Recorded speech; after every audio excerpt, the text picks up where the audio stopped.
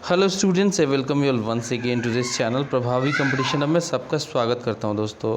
आज बात करेंगे हम बहुत ही इम्पोर्टेंट नोटिफिकेशन। पता नहीं आपने इसको देखा है कि नहीं और इसको भरा है कि नहीं। अगर अभी तक नहीं देखा है तो इस वीडियो को पूरा देखिए, आपको सारी जानकारी मिलेगी। एसएससी की वैकेंसी है, ठीक है, CHSL जिसे कहते हैं, बहुत इम्पोर्टेंट ये एग्ज़ाम होता है। अगर फॉर्म भर भी दिया है तब भी आपको ये पूरा देखना चाहिए, क्योंकि बहुत सारी ऐसी जानकारी दूंगा, प्लस एक कोर्स बताऊंगा जो कि आपका कंप्लीट जो है इसका तैयारी करवाएगा, इसके जीके और जीएस पोर्शन का, जो कि एक अच्छा वेटेज आपके एग्ज़ाम में रहता है। तो डेफिनेटली आपको बहुत ज़्यादा हेल्प मिलने वाली है। तो दोस्तों बात करें अगर इस CHSL की वैकेंसी की, तो ये अपलोड हुआ था CHSL के ऑफिशियल वेबसाइट पे 8 अप्रैल को, ठीक है, इसी मंथ में हुआ है। इम्पॉर्टेंट ये है कि इसमें 3715 वैकेंसियाँ हैं, ठीक है। इम्पॉर्टेंट ये है कि इसमें 3715 वैकेंसियाँ हैं CHSL की, जो कि बहुत रेप्यूटेड एक क्लरिकल जॉब माना जाता है, ठीक है, लोअर डिविजनल क्लर्क के तौर पे एंड तमाम। तो ये नौकरी काफ़ी इम्पॉर्टेंट होती है, काफ़ी अच्छी होती है, इसमें तरक्की का भी काफ़ी स्कोप है। इम्पॉर्टेंट कुछ डेट्स की बात कर लें तो डेट्स में आप देखेंगे कि ऑनलाइन जो सबमिशन का डेट है ये एक रेंज के बीच में है। 8 अप्रैल से लेकर 7 मई के तक आप इसमें ऑनलाइन एप्लीकेशन भर सकते हैं।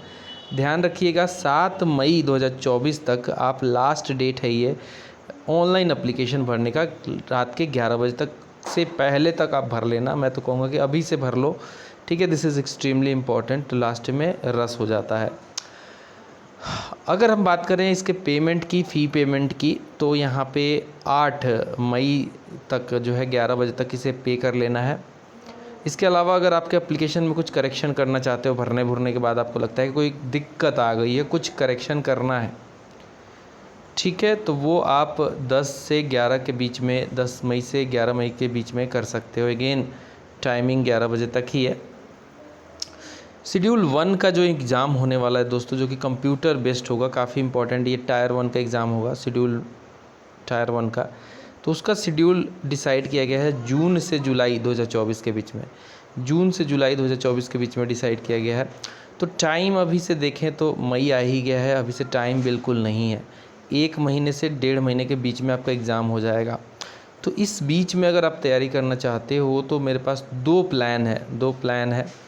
वो प्लान है, एक तो 10 दिन का प्लान है। 10 दिन में आपका जीके और जीएस शॉर्टेस्ट मिड ये प्लान है, जीके और जीएस दोनों तैयार हो जाएगा।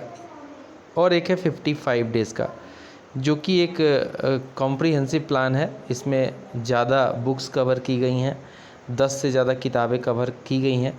इन प्लान के बारे में डिटेल में वीडियो भी अवेलेबल है चैनल पे, या फिर आप डायरेक्टली मुझसे पूछ सकते हो 8076412618 पे व्हाट्सएप करना।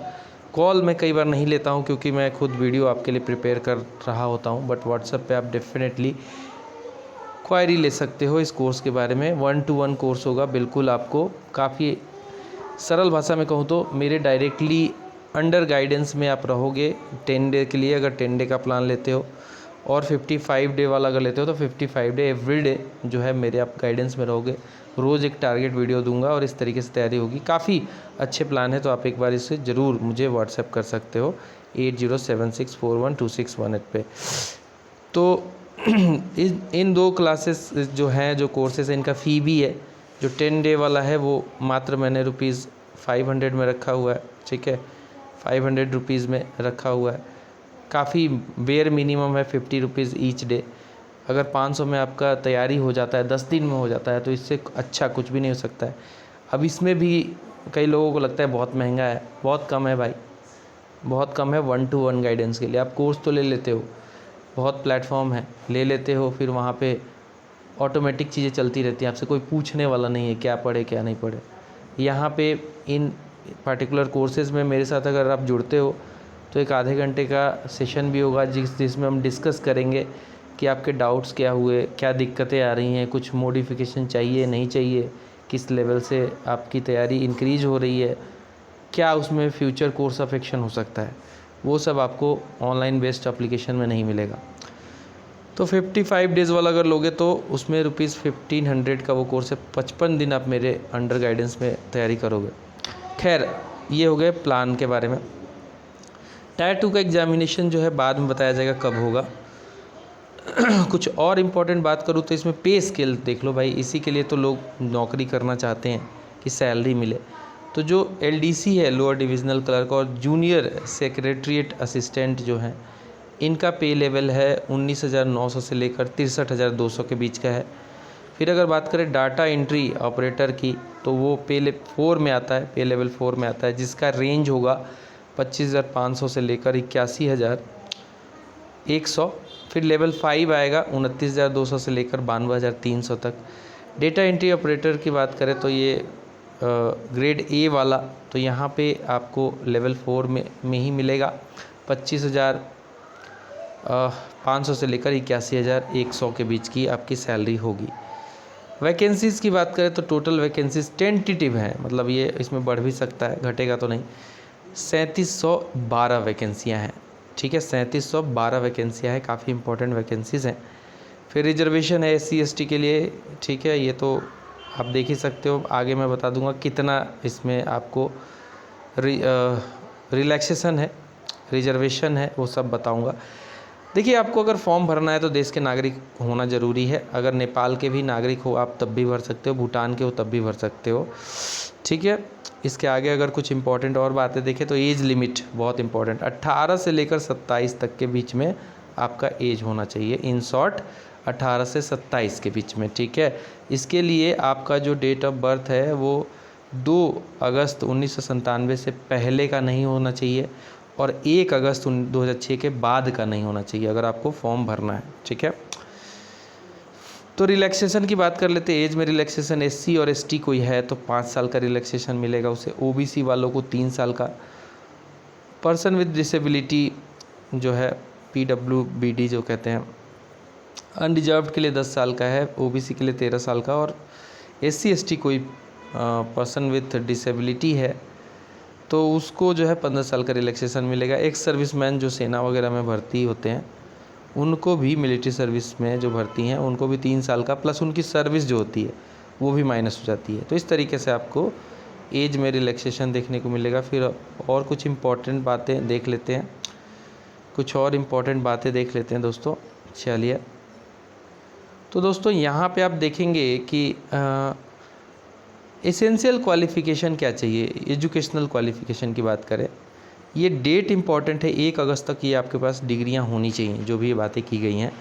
तो अगर आप डाटा एंट्री ऑपरेटर का फॉर्म भर रहे हो ग्रेड A के लिए, जो कि ministry of consumer affairs, food and public distribution में आता है एंड मिनिस्ट्री ऑफ कल्चर में आता है, तो आप 12th पास होने चाहिए। इसके लिए किस चीज़ में इम्पॉर्टेंट है, साइंस और मैथ आपका सब्जेक्ट होना चाहिए, साइंस स्ट्रीम होना चाहिए और मैथ साथ में साथ सब्जेक्ट होना चाहिए, तब आप डेटा एंट्री ऑपरेटर बन सकते हो, उसके लिए फॉर्म भर सकते हो। या फिर आप LDC के लिए भर रहे हो, जूनियर सेक्रेटरीट असिस्टेंट के लिए भर रहे हो, या फिर डिपार्टमेंट DEO और data entry operator grade A in ministry of consumer affair, public distribution और कल्चर वाले से हट के भर रहे हो, तो आपको 12th पास होना चाहिए नॉर्मल, या फिर उसके इक्विवेलेंट जो एग्ज़ाम होता है वो पास हो तो भी काम हो जाएगा। अगर आप मान लो 12th में अपीयर्ड हो इस साल और अभी तक आपने एग्ज़ाम दिया नहीं है, देने वाले हो, रिजल्ट आ जाएगा 1 अगस्त 2024 से पहले, तब भी आप भर सकते हो। मतलब अपीयरिंग कैंडिडेट भी भर सकता है, बजाते उसका एज 18 साल होना चाहिए, ठीक है। तो ये कुछ इंपॉर्टेंट बातें थी इसमें। अगर आपको अप्लाई करना है तो आप जाके SSC के ऑफिशियल वेबसाइट ssc.government.in पे जाके भर सकते हो, ठीक है। भरना ज़रूर, काफ़ी अच्छी नौकरी है, काफ़ी इम्पोर्टेंट है। मिलेंगे अगले वीडियो में, बाय बाय।